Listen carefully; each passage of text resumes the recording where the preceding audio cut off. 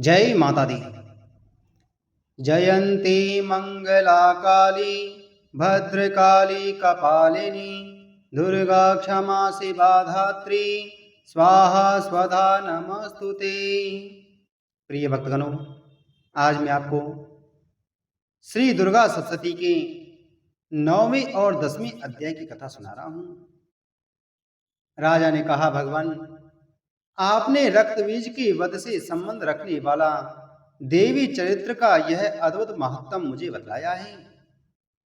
अब रक्तबीज के मारे जाने पर अत्यंत क्रोध में भरे हुए सुम और निसुम ने जो प्रतिक्रिया की, उसे मैं आपके मुख से सुनना चाहता हूं। श्री मार्कंडे जी बोले, राजन, युद्ध में रक्तबीज तथा अन्य दैत्यों के मारे जाने पर सुम और निसुम की क्रोध की सीमा न रही। अपनी विशाल सेना इस प्रकार मारी जाती देख निसुम अर्मस में भरकर देवी की ओर दौड़ा। उसके 7 असुरों की प्रधान सेना थी। उसके आगे पीछे तथा पार्श्व भाग में बड़े बड़े असुर थे, जो क्रोध से ओष्ठ चबाते हुए देवी को मार डालने के लिए आगे बढ़े। महापराक्रमी सुम भी अपनी सेना के साथ मातृगणों से युद्ध करके क्रोध में भरा चंडिका को मारने के लिए आ पहुंचा। तब देवी के साथ सुम और निसुम का घोर संग्राम छिड़ गया। वे दोनों दैत्य मेघों की वर्षा की भांति बाणों की भयंकर वर्षा करने लगे। उन दोनों के चलाए हुए बाणों को चंडिका ने अपने बाणों के समूह से तुरंत काट डाला और शस्त्र समूहों की वर्षा करके उन दोनों दैत्यपतियों के अंगों में भी चोट पहुंचाई। निसुम ने तीखी तलवार और चमकती हुई ढाल लेकर देवी के श्रेष्ठ वाहन सिंह के मस्तक पर आघात किया। अपने वाहन को चोट पहुंचने पर देवी ने क्षुरप्र नामक बाण से निसुम की श्रेष्ठ तलवार तुरंत ही काट डाली और उसकी ढाल को भी, जिसमें 8 चांद जड़े थे, उसे खंड खंड कर दिया। ढाल और तलवार के कट जाने पर उस असुर ने शक्ति चलाई, किंतु सामने आने पर देवी ने चक्र से उसे भी 2 टुकड़े कर दिए। अब तो निसुम क्रोध से तिलमिला उठा और उस दानव ने देवी को मारने के लिए त्रिशूल उठाया, किंतु देवी ने समीप आने पर उसे भी मुक्के से मारकर चूर कर दिया। तब उसने गदा घुमाकर चंडी के ऊपर चलाई, परंतु वह भी देवी के त्रिशूल से कटकर भस्म हो गई। तदंतर दैत्यराज निसुम को फरसा हाथ में लेकर आते देखकर देवी ने बाण समूह से घायल कर उसे धरती पर सुला दिया। अपने महापराक्रम भाई निसुम के धराशायी हो जाने पर सुम को बड़ा क्रोध हुआ और अंबिका का वध करने के लिए वह आगे बढ़ा।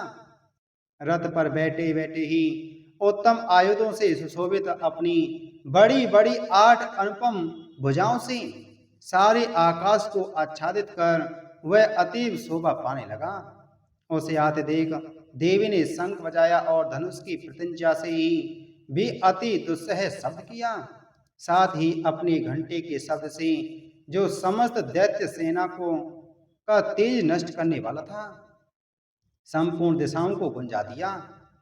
तदंतर सिंह ने भी अपनी दहाड़ से, जिसे सुनकर बड़े बड़े गजराजों का महान मद चूर हो जाता है, आकाश पृथ्वी और 10 दिशाओं को गुंजा दिया। फिर काली ने आकाश में उछलकर अपने दोनों हाथों से पृथ्वी पर आघात किया। उससे ऐसा भयंकर शब्द हुआ जिससे पहले के सभी शब्द शांत हो गए। तत्पश्चात शिवदूती ने दैत्यों के लिए अमंगलजनक अट्टहास किया। इन शब्दों को सुनकर समस्त असुर थर्रा उठे, किंतु सुम को बड़ा क्रोध हुआ। उस समय देवी ने उस सुम को लक्ष्य करके कहा, अरे दुरात्मा, खड़ा रहे, खड़ा रहे। तभी आकाश में खड़े हुए देवता बोल उठे, जय हो, जय हो। सुम ने वहां आकर ज्वालाओं से युक्त अत्यंत भयानक शक्ति चलाई। अग्नि में पर्वत के समान आती हुई उस शक्ति को देवी ने अपनी दिव्य प्रभाव से दूर हटा दिया। उस समय सुम के सिंहनाद से तीनों लोग गूंज उठे। राजन, उसकी प्रतिध्वनि से वज्रपात के समान भयानक शब्द हुआ जिसने अन्य सब शब्दों को घेर लिया। सुम्म के चलाए हुए बाणों के देवी ने और देवी के चलाए हुए बाणों के सुम्म ने अपने भयंकर बाणों द्वारा सैकड़ों हजारों टुकड़े कर दिए। तब क्रोध में भरी हुई चंडिका ने सुम्म को शूल से मारा। उसके प्रहार से मूर्छित हो वह पृथ्वी पर गिर पड़ा। इतने में ही निसुम्म को चेतना हुई और उसने धनुष हाथ में लेकर बाणों द्वारा काली देवी और सिंह को घायल कर डाला। फिर उस दैत्यराज ने 10,000 भुजाएं बनाकर चक्रों के प्रहार से चंडिका को आच्छादित कर दिया। तब दुर्गम पीड़ा का नाश करने वाली भगवती दुर्गा ने क्रोध से अपने बाणों द्वारा उन चक्रों तथा बाणों को काट गिराया। यह देख निसुम्म दैत्य सेना के साथ चंडिका का वध करने के लिए हाथ में गदा लेकर बड़े वेग से दौड़ा। उसके आते ही चंडी ने तीखी धार वाली तलवार से उसकी गदा को शीघ्र ही काट डाला। तब उसने शूल हाथ में ले लिया। देवताओं को पीड़ा देने वाली निसुम्म को शूल हाथ में लिए आते देख चंडिका ने वेग से चलाए हुए अपने शूल से उसकी छाती छील डाली। शूल से विदीर्ण हो जाने पर उसकी छाती से एक दूसरा महाबली एवं महापराक्रमी राक्षस खड़ी रहे कहता हुआ प्रकट हुआ। उस प्रकट हुए दैत्य की बात सुनकर देवी ठहाकर हंस पड़ी और खड़ग से उन्होंने उसका मस्तक काट डाला। फिर तो वह हाथ पृथ्वी पर गिर पड़ा। तदंतर सिंह अपनी डालों से असुरों की गर्दन कुचल कर खाने लगा। यह बड़ा भयंकर दृश्य था। उधर काली तथा शिवदूती ने भी अन्य दैत्यों का भक्षण आरंभ किया। कुमारी की शक्ति से विदीर्ण होकर कितने ही महादैत्य नष्ट हो गए। ब्राह्मणी के मंत्र पूत जल से निस्तेज होकर कितने ही भाग खड़े हुए। कितने ही दैत्य महेश्वरी के त्रिशूल से छिन्न भिन्न होकर धराशायी हो गए। वैष्णवी ने भी अपने चक्र से दानवों को विदीर्ण कर दिया। इंद्र के हाथ से छूटे हुए वज्र से भी कितने ही प्राणों से हाथ धो बैठे। कुछ असुर नष्ट हो गए, कुछ उस महायुद्ध से भाग गए तथा कितने ही काली शिवदूती तथा सिंह के ग्रास बन गए। 10वां अध्याय। श्री मार्कंडेय जी बोले, राजन, अपने प्राणों के समान प्यारे भाई निसुम्म को मारा गया देख तथा सारी सेना का संहार हुआ जान सुम्म ने कुपित होकर कहा, दुष्ट दुर्गे, तू बल के अभिमान में आकर झूठ मूठ का गर्व न कर। तू बड़ी माननीय बनी हुई है, किंतु दूसरी स्त्रियों के बल का सहारा लेकर लड़ती है। देवी बोली, अरे दुष्ट, मैं अकेली ही हूँ। इस संसार में मेरे अतिरिक्त दूसरा कौन है? देख, ये मेरी ही विभूतियां हैं, अतः मुझ में ही प्रवेश कर रही हैं। तब ब्रह्माणी आदि समस्त देवियां अंबिका देवी के शरीर में लीन हो गईं। उस समय केवल अंबिका देवी ही रह गईं। देवी बोली, मैं अपनी ऐश्वर्य शक्ति से अनेक रूपों में यहाँ उपस्थित हुई थी। उन सब रूपों को मैंने समेट लिया। अब मैं अकेली ही युद्ध में खड़ी हूँ। तुम भी स्थिर हो जाओ।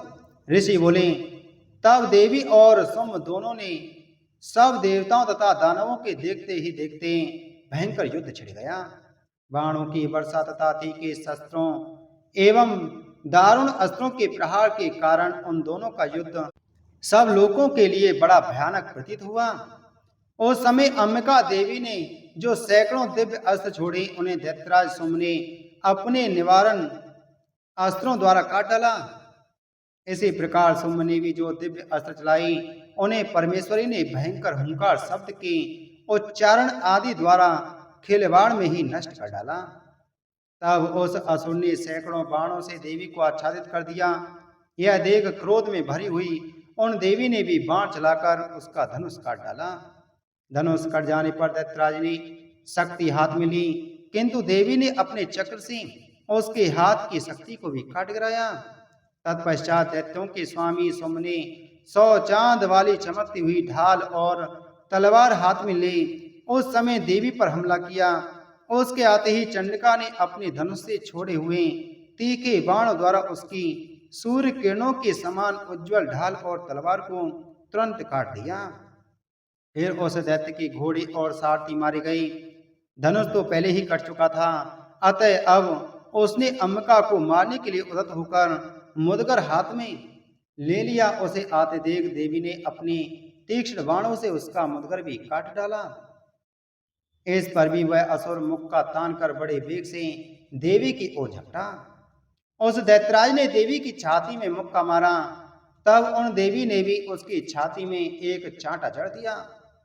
देवी का थप्पड़ खाकर दैत्यराज स्वयं पृथ्वी पर गिर पड़ा, किंतु पुनः सहसा पूर्ववत उठकर खड़ा हो गया। फिर वह उछला और देवी को ऊपर ले जाकर आकाश में खड़ा हो गया। तब चंडिका आकाश में भी बिना किसी आधार के ही सोम के साथ युद्ध करने लगी। उनका वह युद्ध पहले सिद्ध और मुनियों को विस्मय में डालने वाला था। फिर अम्बिका ने सोम के साथ बहुत देर तक युद्ध करने के पश्चात उसे उठाकर घुमाया और पृथ्वी पर पटक दिया। पटके जाने पर पृथ्वी पर आने के बाद वह दुष्टात्मा दैत्य पुनः चंडिका का वध करने के लिए उनकी ओर बड़े वेग से दौड़ा। तब समस्त दैत्यों के राजा सोम को अपनी ओर आते देख देवी ने त्रिशूल से उसकी छाती छेद कर उसे पृथ्वी पर गिरा दिया। देवी के त्रिशूल की धार से घायल होने पर उसके प्राण पखेरु उड़ गए और वह समुद्रों, द्वीपों तथा पर्वतों सहित समूची पृथ्वी को कंपाता हुआ भूमि पर गिर पड़ा। उस दुरात्मा के मारे जाने पर संपूर्ण जगत प्रसन्न एवं स्वस्थ हो गया तथा आकाश स्वच्छ दिखाई देने लगा। पहले जो उत्पात सूचक मेघ और उल्कापात होते थे वे सब शांत हो गए और उस दैत्य के मारे जाने पर नदियां भी ठीक मार्ग से बहने लगी। उस समय सुम्भ की मृत्यु के बाद संपूर्ण देवताओं का हृदय हर्षातिरेक से भर गया और गंधर्वगण मधुरित गान करने लगे, गीत गाने लगे। दूसरे गंधर्व बाजे बजाने लगे और अप्सराएं नृत्य करने लगी, नाचने लगी। पवित्र वायु बहने लगी, सूर्य की प्रभा उत्तम हो गई। अग्निशाला की बुझी हुई आग अपने आप प्रज्वलित हो उठी तथा संपूर्ण दिशाओं में के भयंकर शब्द शांत हो गई। इति श्री दुर्गा सप्तशती पाठ 9वां और 10वां अध्याय संपूर्ण। बोलो दुर्गा माता की जय।